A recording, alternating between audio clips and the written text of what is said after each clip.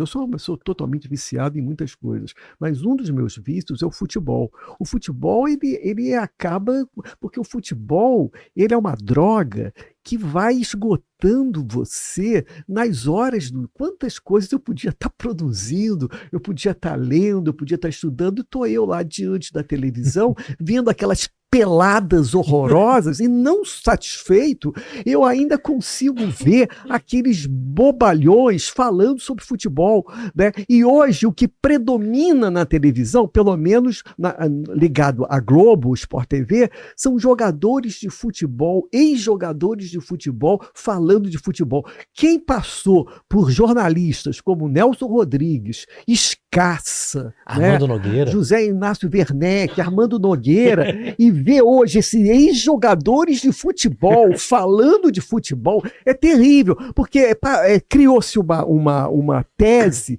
de que quem conhece futebol, quem pode falar de futebol, foi quem jogou futebol. Isso é uma falácia, entendeu? Porque o futebol, quando você está falando de futebol, de jornalismo, você está lidando com as palavras. É um jogo com as palavras, não é um jogo com a experiência.